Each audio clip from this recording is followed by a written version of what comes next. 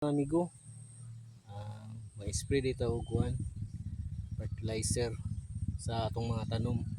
So ang gamit nako is foliar, so organic na siya, so dili siya harm sa tao kay natural naman siya. So ipakita ninyo amigo, so nakoy mga gamit ang gikuan gidala, ipakita ninyo sa 16 liters nga tubig migo. 2 to 3 tablespoon atong gamit, pero 8 liters naman so akong gamit is kanira 1 cup.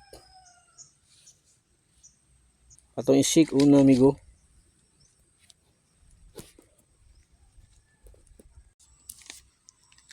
So magbutang na ta amigo.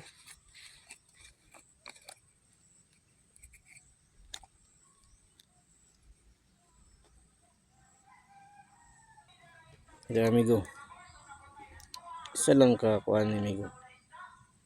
So yung color green, so ibutang na ra sa 8 liters amigo.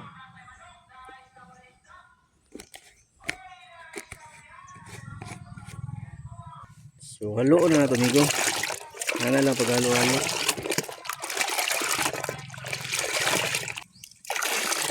So okay na siya amigo, tara na ko amigo sa atong sprayer. So mag-spray na ta, tara. Yes migo, tagaanda mo gamay nga idea. So mag-spray kita sa atong mga tanom o prutas sayo gyud sa buntag, para dili kayo init no. So tanawon po na itong panahon migo kung okay ba, kay kung kaulan nun gani siya, so dili na tayo magpadayon, kay nga naman useless na itong gi-spray migo, mataba na siya sa ulan. So sayang atong igasto migo ug effort no. So kani akong gi-spray dili ni siya harm, dili baho sa atong panglawas.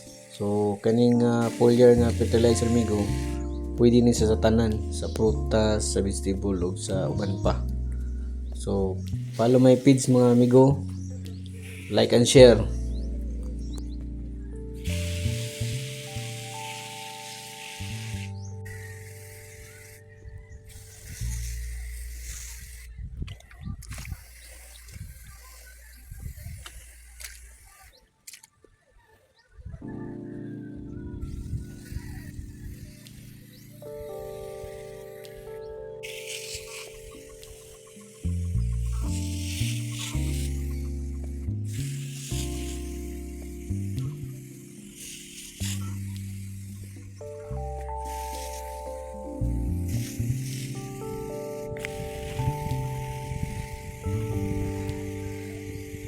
Amigo, nauman ako og-spray.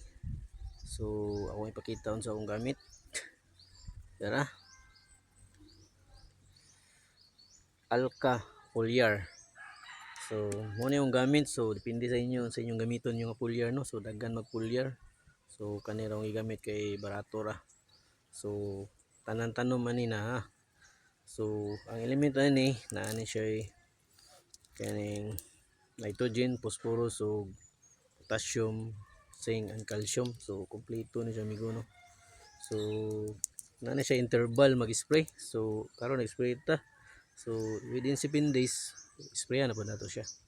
So mga amigo, salamat sa tanan. So God bless.